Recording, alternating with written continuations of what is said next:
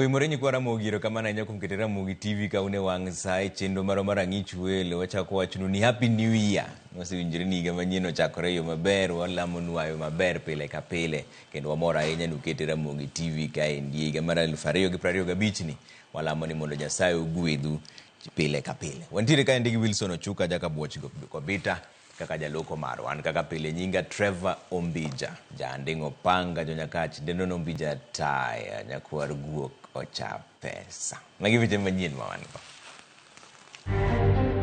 Kwa bahati mbaya katika ajali hii ya leo tumepoteza watu 10 wakiwemo wanawake 5 na wanaume 5. Jiaparo to emasira marapaya ma Eldoret kadhi Kitale gweng Masoi. Moko kuom sikunde mag sirikal ni kama tek kaluwore gi chal maricho mar klese kar doko ne sirikal to wacho ni giseketo ikruok ne somo mar grade mar 9. Obila omedo kwayo jopiny mondo ket kwe gweng Machemase kama nyotho mar ji 3 oneno e kendo tesendo obila bende nowang'.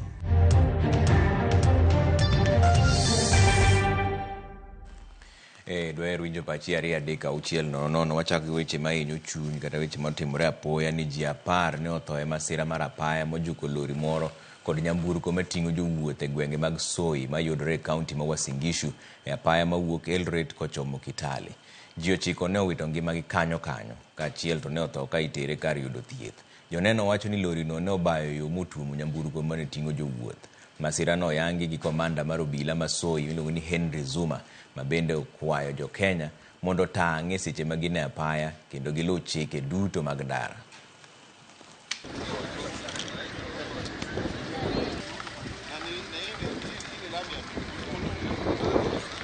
Kumetokea ajali mbaya ya barabarani hapa mahali tuko ambapo matatu ya Great Rift ambayo ilikuwa inatoka Kitale kuelekea Nairobi imeweza kugongana uso kwa uso na lori ambayo iko hapo kando yetu na watu 9 walipoteza maisha hapo na mmoja ambaye alikuwa amekimbizwa amepoteza maisha pale Eldoret kabla ya kuingizwa hospitalini. Kwa jumla, kwa bahati mbaya katika ajali hii ya leo tumepoteza watu 10 wakiwemo wanawake 5 na wanaume 5. Ripoti ile niko nayo ni kwamba hii lori imeacha upande wake ikakuja upande wa mahali matatu ilikuwa inaendeshwa na kwa ghafla, na kwa hiyo bahati matatu ikagonga ubavu wa hii lori vile unaiona pale kando na watu wakapoteza maisha namna hiyo. Watimo mosainya na jogo mawito wedegi gosiepegi wakwayo mana mondo ji obed motang' e ndara kinde makoro nyamburko ng'eny e ndara sani ni. Kwa kanyo twadonja ni weche mag siasa matin ni jotelo mawuok e gwenge mag masawa mar piny Kenya koro dwaro ni sirikal oler kumitere jo Kenya mosebedo ka iteko. Jotelo go kalose liel more kaunti ma Embu nowacho ni sirikal nigi teko mar ng'eyo kuma itere rowere kendo kowinjo giwach ni gikia kuma gintiere. Jalup jatend piny Kenya machon Rigathi Gachagua bendo wacho ni sirikal ohero miriambo kendo kowinjo wach ni gikia joma teko jo Kenya. Say the great things that a young soul like Eric, what he has done, and then on the next day we are taking them and we don't know, and they are being taken all over and we don't know where they are, who is taking them. We cannot say we don't know. We are government. And the stories become so heavy, that we cannot be able to know where these children are, whether they are dead or alive. I think these are questions we should not be afraid of asking. Ile shida iko Kenya ni mambo ya uongo. Na ndio mimi nilipata matatizo pale kwa serikali kwa sababu mimi mtu ya ukweli na wale ni watu ya uongo. It cannot be. Kijana ametekwa nyara, governor alichaguliwa na watu amenyamaza, MP wamenyamaza, wamewachia tu huyu mjumbe mmoja, huyu mkoji peke yake ndio anaongea.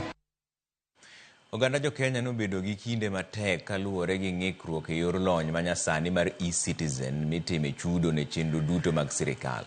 Kaka jafwambo marwa Efi Nyakidi bende lero, chal kamano nokelo chandruok ne moko kuom bad migepe mag sirikal kaka duol mochung' ne solo usuru pacho ka men KRA, Kenya Wildlife Service men KWS e kind mamoko bende. Kata kamano, jata tije mar e-citizen to chiwo ler ni gikone chenro no nosedok e wang'e.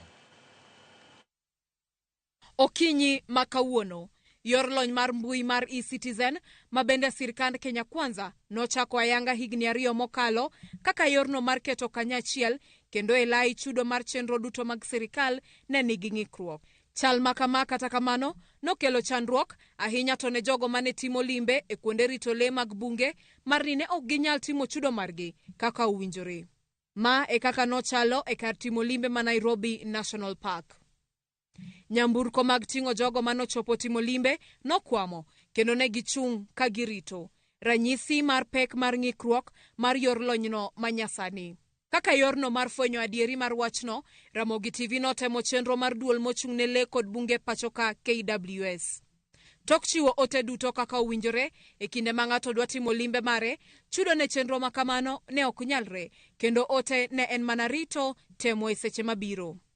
Kaluwore gi chal makama, duol mochung' ne solo osuru pachoka KRA nochiwo andika margi ne oganda jo Kenya mar jiwo gi tiyo gi yore mamoko kaka bengi e timo chudo margi.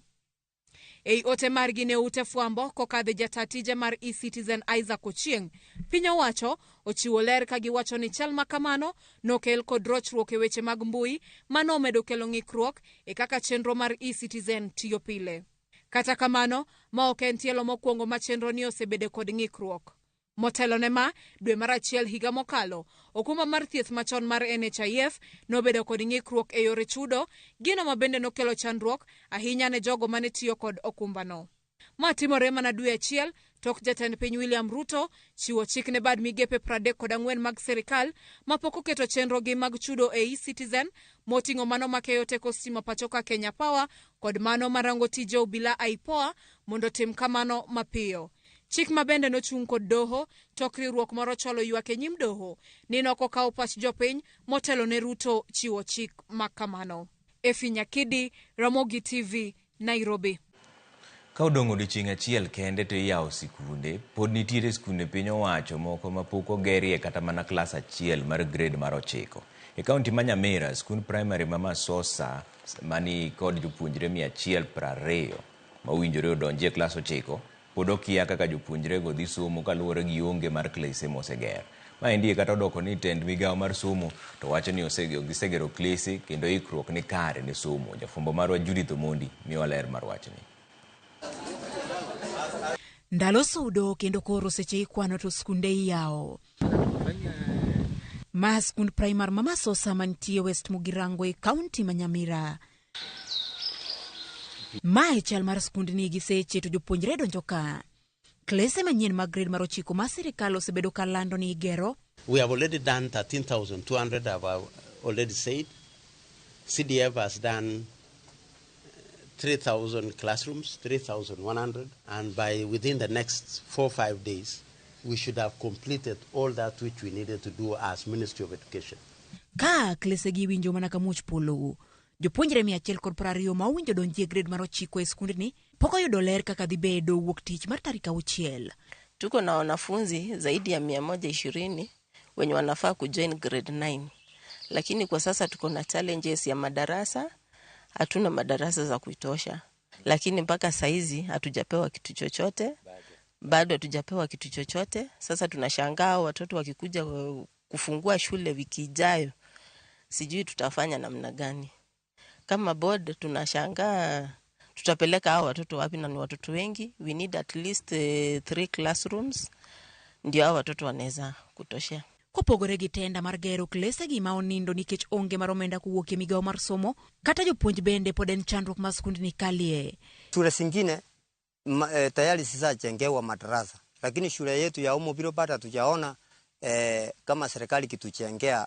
Vile mnavyoliona ndilo tumepanga ili hao wanafunzi waje kuingia ndani. E skul machielo e Gesieri, tenda mane olan tarik 12 mar 12 E rangach mar skunde ni pod neno makare ni gedogo pok ochakore.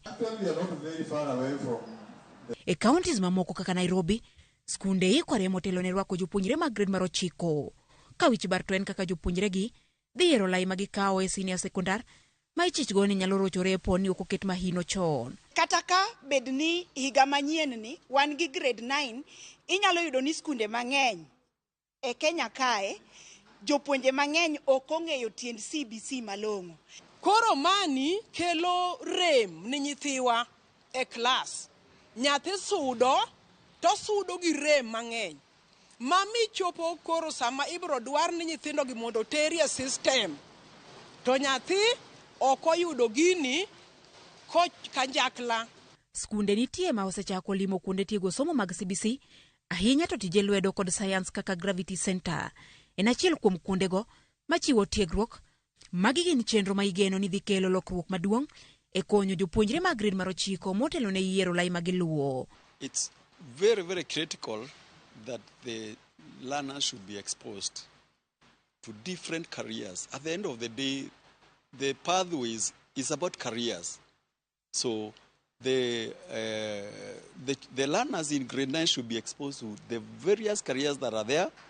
We believe this year 9 is a year of a journey, an intentional journey where the three will work helping the learner to identify their interest and ability.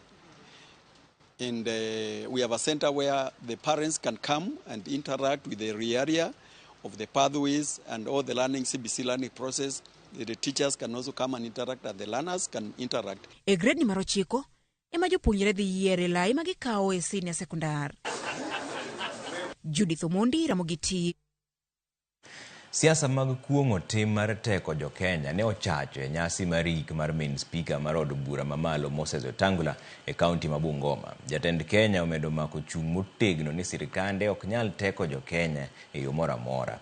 Mae ndio wacho bang' jotelo bare weche e wi penjo mar ni to en ng'a mateko rowere pacho kae. Jafwambo mar Walter Nyambaga ni kod ler mar liet mar siasa manobedo e kind jotelogo. E kinde iko mar mama Nanyama Wetangula, ma en min speaker mar od bura mamalo Moses Masika Wetangula, e gweng' ma Kabuchai e kaunti ma Bungoma. Nyasi manoyo jotelo bura, moting'o nyaka jatend piny William Ruto. Ka ema sirikal oyudore tago maliet e lwet gavana ma Trans Nzoia George Natembeya, mane ochuno sirikal mondo muony fulu gi yo kawiye e wi tim mar teko kendo lal gi jo Kenya mitudo godo bila mapachoka. Kata kamano, weche ge olodo i jatend kweth mathoth e od bura Kimani Ichung'wah mane ochungo mondo ochungo weche Natembeya kendo lwar kodelo kanyo. Our children are getting lost, they're being abducted, wengine wanauawa. That's the position. We should not cover up the basic truth. Hata rais mwenyewe amesema kwamba utasimamisha hii maneno.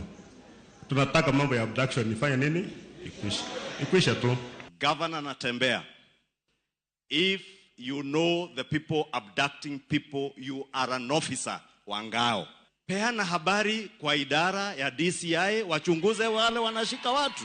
Siasa mnazofanya za kugawa watu kwa misingi ya ukabila, mambo ya uchochezi, hizo siasa zimekoma na hautafaulu nazo. Kalore kod liet mar siasa mane koro kwadhore lela wang' jatend piny William Ruto, ne ochuno mondo manyore kwe wechego. Kata kamano, e kuok mag liet mag siasa ne otonore wang'e, kendo koni jok matomo je yenje mbui, wenge gi okolo kudho mokalo, kendo gibiro tomo jodolo, to kod jonyuol ayenje.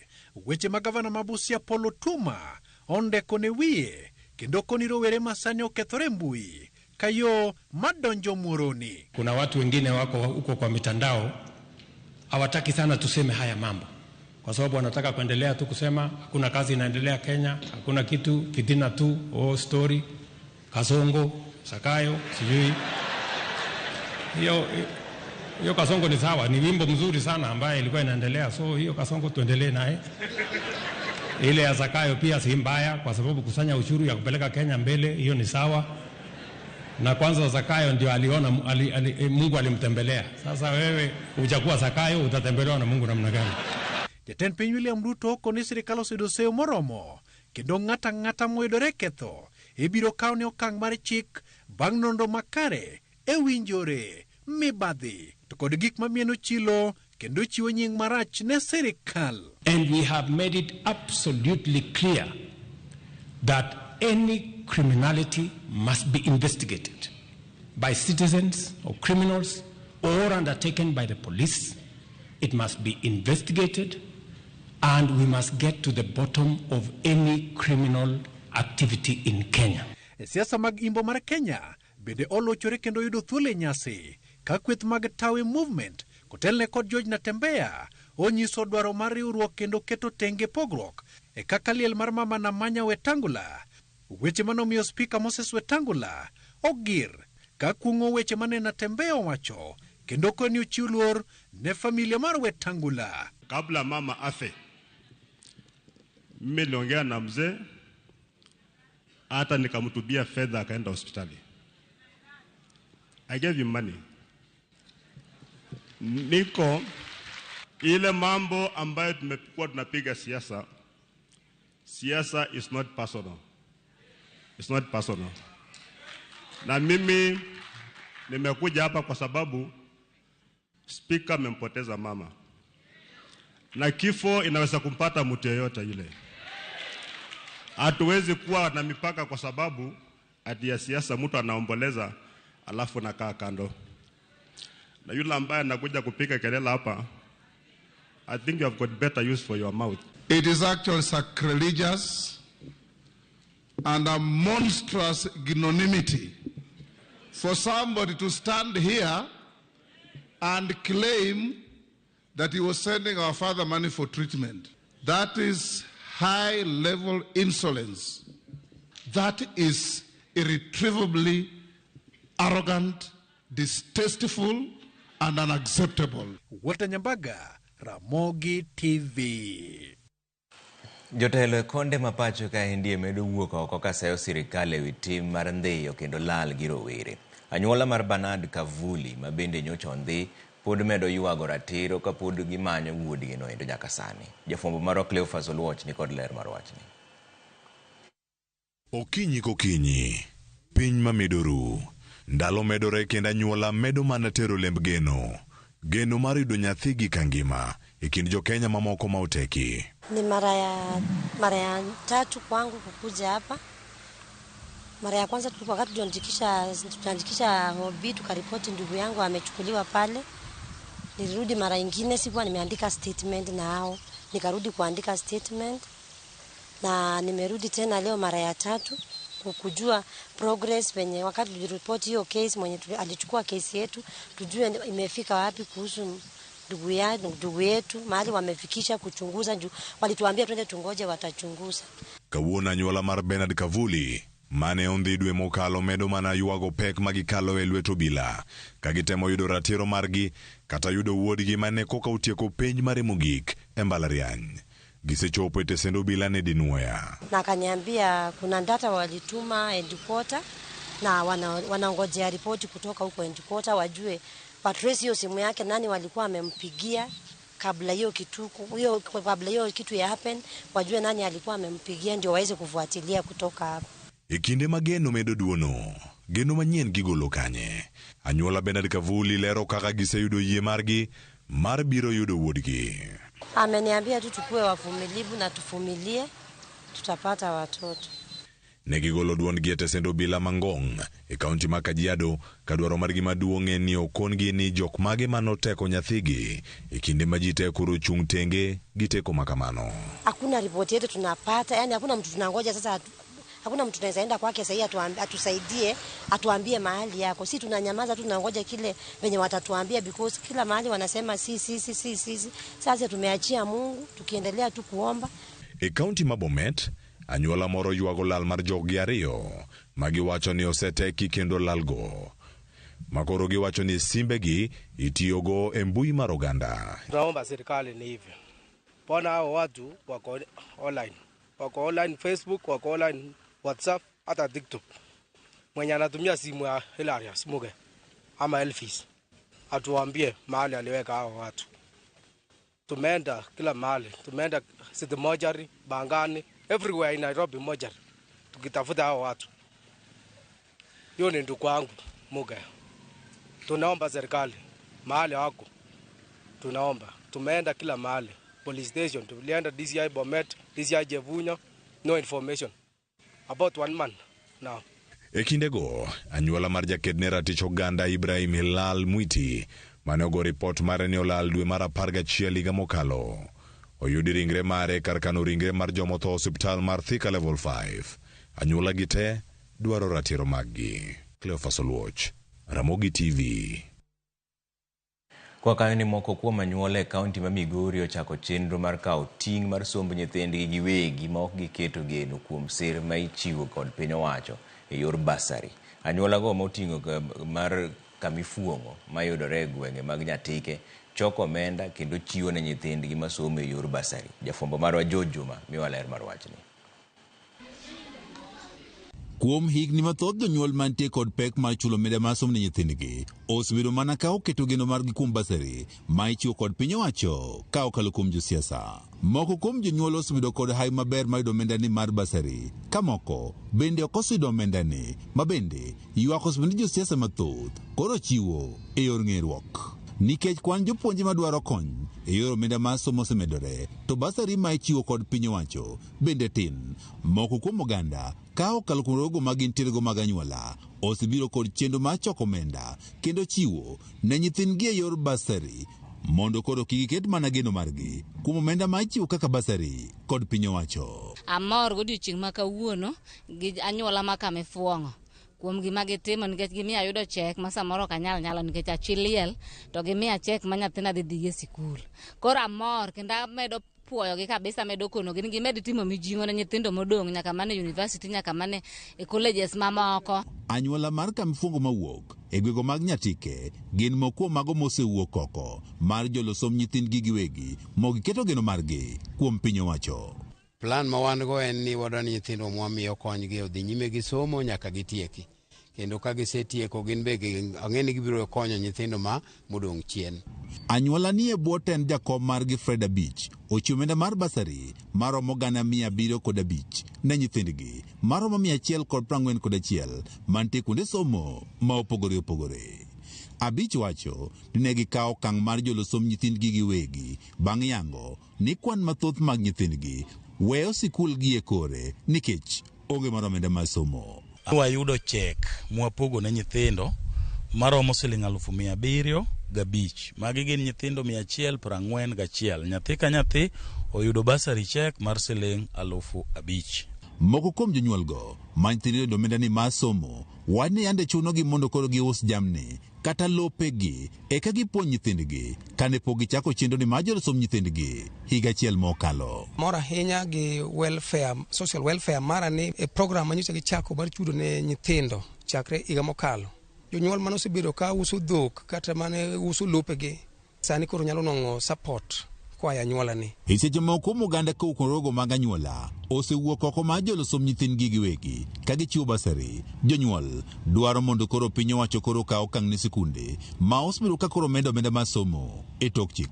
Wakwayo ni sirkal kokalo kuom Ministry mar Education motelne gi Mheshimiwa Ogamba ni giyie mondo ging'e ni piny kama wadake ni nitie jonyuol machandore gadieri ma ok nyalo yudo kata siling 5,000 ma nyathi dhi gede skul mwachiwo kaka wuono ni. Moko jokanye sekta no mar somo ma oting'o jonyuol bende ywak ni nengo mar somo ni malo to ngima bende koridore kendo ber ka piny owacho koro biro kod okenge mopogore opogore ma dwoko piny nengo mar somo. Chudo mar school fees osebedo pek ne gin kaluwore ni pesa ma samo janyuol ong'eyo no chulo school fee ka nyathi dhi skul no komede. Koro gino osebedo ka hinyo jonyuol kabisa. Wan gi weche masiro somo kaka mag CDF, wan gi governor scholarship, wan gi women rep, wan nyaka gi the presidential fee masiro somb nyithindwa. Akwayo ni wayud strategy maber mondo mi wan kaka jotelo wahakikisha ni pesa monego bed ni dhi agulu mar somo gikony nyithindo man piny, to be kanyalore bende nitie yo mwanyalo keto godo pesa gi agulu wachiel mondo wasir somo mondo bed nono. George Juma, Ramogi TV, Migori. Bas wadhi yumoro machuo kudugu bang' daka matin tano kuseoro ote ma gwe 2-3-6-0 ka endie Reverend Noah Oyange Jakayuda wacho ni osiepna Trevor, happy new year Reverend. Erokamano ahinya, mano osiepna nyaka yuda. Waneno ka nitiere kendo machielo ka en ni wamor kaka okelonwa habari ma Pastor Omondi Otiche mar Gemo onyinyore mos na jaoda Sara Tieno mano Nyaseme gi Alo Yanda, to gima wuore ni pinyni tindi ndhiye mana ji chalo mana le. Mano Pastor Omondi Otiche mar Gemo onyinyore. Erokamano ahinya. Ombi Jaramogi TV ler ahinya nyoni yanka endi ka bwaye ma Shadrack Ogara ka wan gi mama na Damaris Ogara, George, Elisha kod Beverly Jared bindi. Erokamano ahinya. Trevor nini maler kan Duncan Ayakuja Nyokal Migori. Erokamano ahinya. Meduru mana oro ote maru wadhi yo moro machuok kodogi weche manyien bang' dakika matin.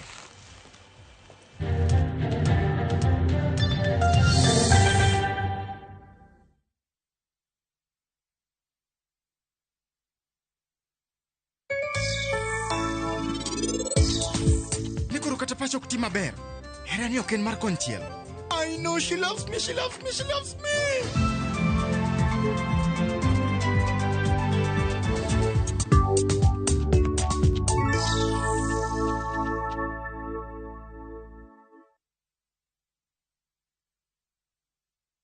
All right, listen up. Colocate is on a mission. It makes our gums happy and our teeth strong. See? We're moving forward and making changes. It's kind of a big thing. Colgate Herbal uses traditional nature's herbs and combines it with Colgate Science for healthy gums and strong teeth. And we'll leave no smile behind. Royal Mabati Factory Limited. Ma en duka mari ne gedo duto magoyo witado. Sani wan kod yor chudo ma itimo mos. Chul deposit mar atamalo 40 mondo wakoni mwandu ma inyiewo kodwa odiechieng'no nyaka kama intie. Ofani nitie mani kindeni mar nyasi mar sikuku. Parni wakoni mwandu ma inyiewo kodwa nyaka kama intiere nono maonge chudo moro amora.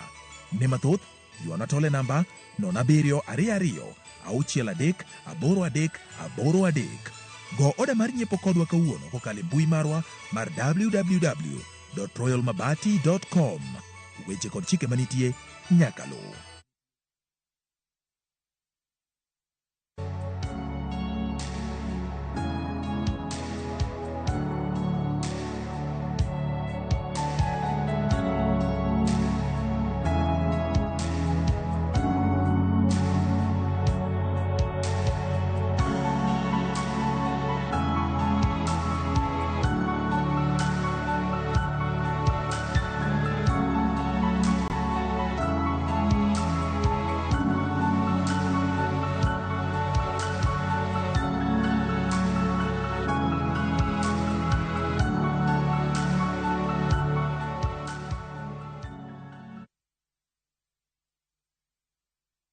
Looking for thrills? Experience the excitement of gaming with Pata Pata. Play, win, repeat. Cheza games kali kama Vieta, Linko na Mines kwa platform yetu mpya. Sign up now and get up to 200% Karibu bonus on your first deposit to kickstart your winning streak. Feel the adrenaline as you play and win on Kenya's most exciting platform. Ni rahisi.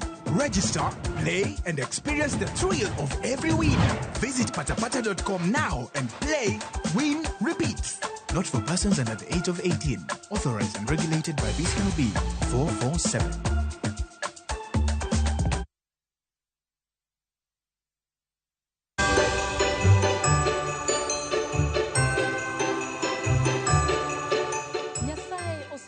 Ber e higa ni duto kendo Nyasaye osebedo mong'won. Waseneno hera mare kod ber mare kinde duto te.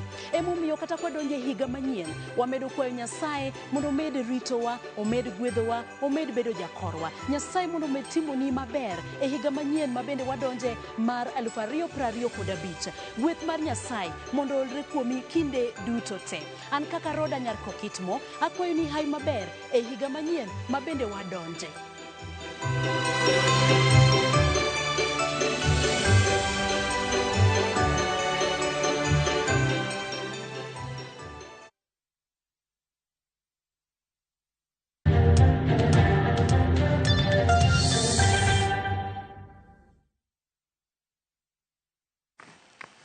Erokamano kuom keto Ramogi TV kawachaka ni weche manyien nyakwa Ramogi e tielo mar ariyo mar sigana mar chal tend duond bura mar ODM e kinde mar Raila Odinga ochomo manyo kom mar AUC. Jafwambo mar Walter Nyambaga miyo chung' mar jotelo kawo okang' mar kum ne jok mane obalo kod dwach ODM. To bende ODM biro riwore kod duond bura mar UDA? Mano penjo maduong'.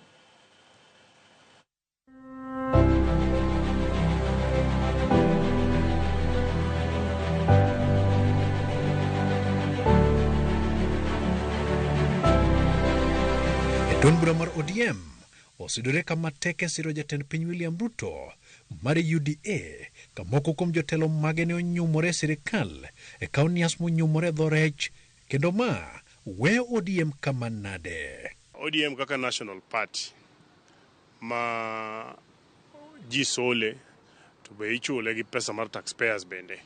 It is a national movement. Jotelo moko wek bedo maparo ni gino koro margi. Nikech en piny kamoro nikech kom moro manyomiye. Ji te ibro yier kaluwore gi kaka japiny dwaro. E wi penjo machielo ka bende duond bura mar ODM biro riwore kod duond bura mar UDA e yiero mabiro, jotelogo ni kod paro mane. Mondo wadhi 2027 nyaka wabi wariwre gi joma moko ma wabiro luongo ni like minded. To one day in politics chalo 1000 days. Ok inyal wacho ni gimotimore sani ema kiny timre kiny. Omiyo mbaka mag coalition wabro goyo ka wamedo dhi mbele. Sani wane loose cooperation moro gi the ruling coalition. Ok los coalition 3 years to election. No, be ok los coalition 2 years to election. Coalition iloso ka yiero gik. Samoro ilose ka pok yiero odhi yiero, samoro bi ilose ka ji odonje yiero. Lengo mar yiero en donje sirikal. Kineno ka nitie chama moro monyalo timo kala siti bwana. Wan wadwani ukonywa donje sirikal lakini kama makama mari makama mara kamano. Omiyo sani pod bor. Ng'ama nyalo wacho ni manyalo bedo gi UDA no. Podo konge gimo wacho. Ing'e ni president no bedo wadwaro gimoro kuome kanyo. Gik mitimo manyalo konyo jopiny. Koro mnanyiso jopiny rwakuru wendo, kirwako wendo. Kaka wan wahero rwako welo, musa wendo. Ok wawach ka wahero rwako welo mwahero. Wan wahero rwako welo. Ok ni bendo ni ahere, to adielo mar joluo wan wahero rwako welo. Iwinjo? Omiyo ka wendo maka mondo biro, to kik koro chudo dhog ni nyanya. Wuon ng'ani bi madhi pi kata ok iwinjo.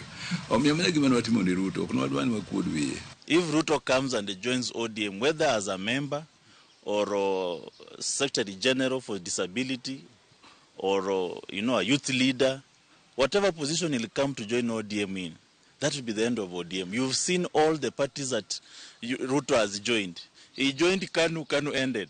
He joined TNA is no more. He joined Jubilee. Jubilee is struggling to even breathe. He joined the UDA, formed the UDA. Now himself, he cannot even come close to a UDA party headquarter. To thuolo mar joma tinde chamano, kanyakla kod nyayo mbi mare ni kama nade, to bende ibiro dond oko joma chinglo mantiere chama. Kibiro ni in secretary general ni wudo waya na miyo kanyani in secretary jopiny mayiero gi wudo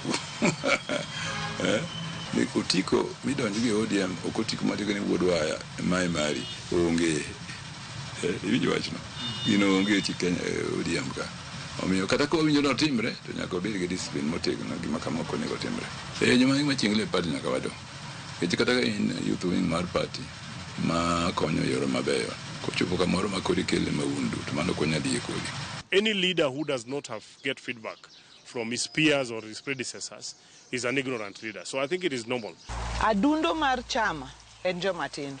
Wadwaro ni mondo jochama e youth league obed motegno. Ing'eyo gimoro nitie matimore ka youth en transient. Ok inyal bedo youth nyaka chieng'. Youth en kawuono in higni 30 in e youth. Ka ichopo higni 36 koro iwuok e youth. Mane momiyo nyocha nyiso youth nikech youth ma osike youth kanyo. Gin higni 40 to nikech ng'ato dende tin ni en pod en mana youth. Higni 45 pod en mana youth. Mano ok wadwaro. Wadwaro ni ka tam ni mar youth orumo ni chopo 35 years. dhi e mainstream. Dhi tine chama lakini e position mar mainstream. We joma tindo, nitie joma koro Gen Z gi. Ang gidonje chama nang. Bende ODM dhi ng'wono ne jokanyo mane okum ne siro William Ruto to marang'o ODM osembeko tole keto sirikal tesre. Jok moyier atemo mana nyisogi niya chama pod dwaro mana dhi mbele. Kidwa ni mondo imed gere ok inyal yiero jok midwa ni riembi. Nyaka imed mana ywako ji. Kiyudo jo UDA moko, kiyudo jo Ford Kenya moko, kiyudo ng'ama onge chama, omed rwako ji kar riembo ji kidwa ni mondo tegno. To kichako riembo ji, anyalo riembo ng'at achiel, to ng'at achiel no be nyalo semo jok moko ariyo, kamano to miyo yom. To kodwa ni mondo obed mayom, odwa ni mondo teko medre. Jowa ma jo ODM ni ei sirikal kendo gimako migawo mopogore opogore. Ok dang' wa kwedgi e iye kuma gintie no nikech chama nobedo piny mo make a decision ni mondo gidhi.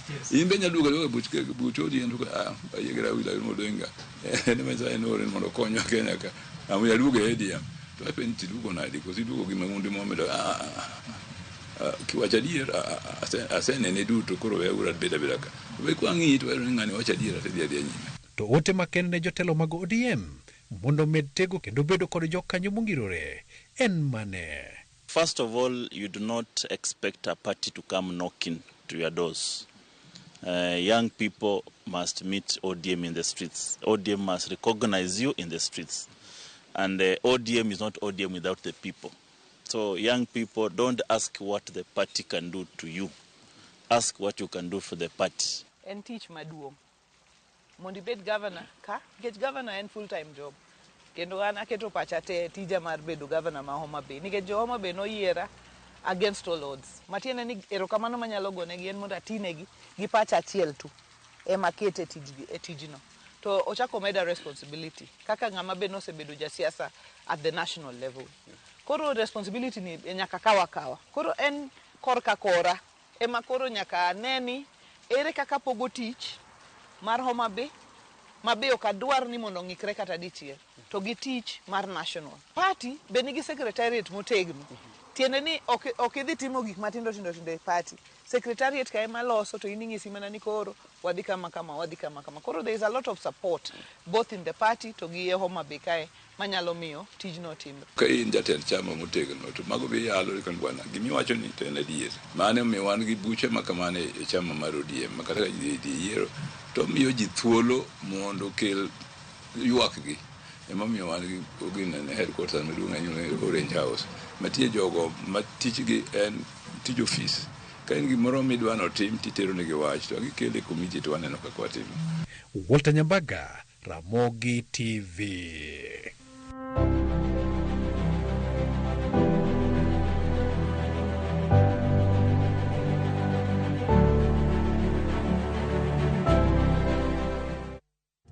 Walter Nyambaga ka chiwo ler mar chama. Koro wang'e ni wacho nang'o ka indi maendi Edwin Ochieng ka wuok Sondu aneno ni makare Ramogi TV neno maber.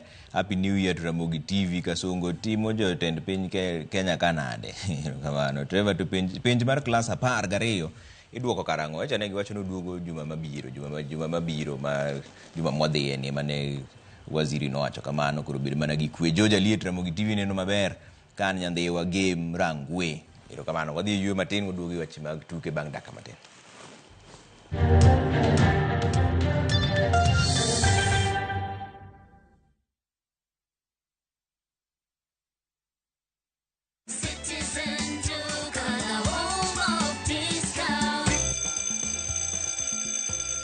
Get ready for the new term with Citizen Duka and Quickmart. Enjoy amazing deals on essential items. 2025 A5 diary at 559 shillings. 4-pack pencil at 60 shilling. 4-pack ball pens at 60 shillings. 1 hardcover exercise book at 190 shillings. 1 30-centimeter ruler at 35 shillings. 1 PVC spring file at 104 shillings. All for just 999 shillings, down from 1,350 shillings, saving 351 shillings. Dial *487 *5#, choose back to school hamper, pay 999 shillings and pick up at your nearest Quickmart. Citizen Duka.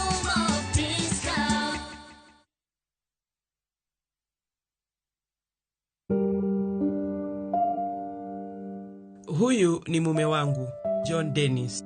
Yeye na mimi tulihusika katika ajali ya barabarani. Ninachokumbuka ni kusikia breki na mgongano. Mume wangu alikuwa kwenye sakafu ya matatu, huku mkono mmoja ukining'inia kwenye kiti kimoja, na alikuwa amepoteza fahamu. Hivyo nilijaribu kumuita na kumgonga mpaka akazinduka. Basi alipoamka aliniambia sisikii miguu yangu. Daktari Okanga aliingia na kutukusanya chumbani na akatuambia Dennis hataweza kutembea tena. Ilinivunja moyo kwa sababu amekuwa mume wangu kwa miaka kama 12. Kisaikolojia siko sawa. Nafanyiwa ushauri. Kuwa mlezi mkuu si rahisi. Punguza mwendo. Mwendo kasi unaua.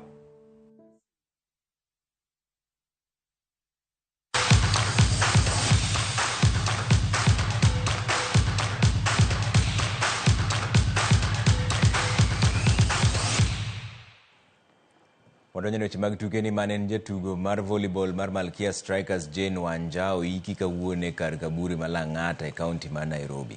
Iko mare no yuore mana gi ji manokwel kendo. Wanja no wito ngimane bang' kedo gi kansa kuom thuolo malach. Wanja en achiel kuom jotugo mosegoyo ne Kenya Volleyball kuom higni mathoth kata mana Olympic mokalo ne en kweth jogo mane odhi e Kenya Paris e piny mar Ufaransa. Lamo ne ringre nyotim nyoro Kasarani.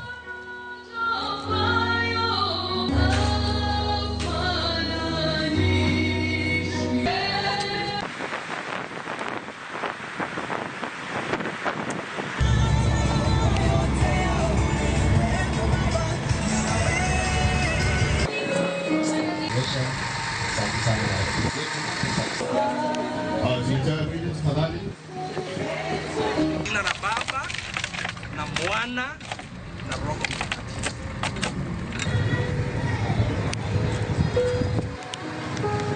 Thank you so much.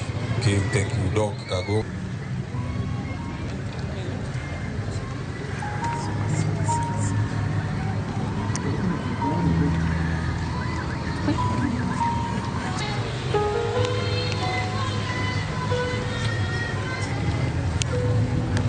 Thank you so much, Sisters of Wanja.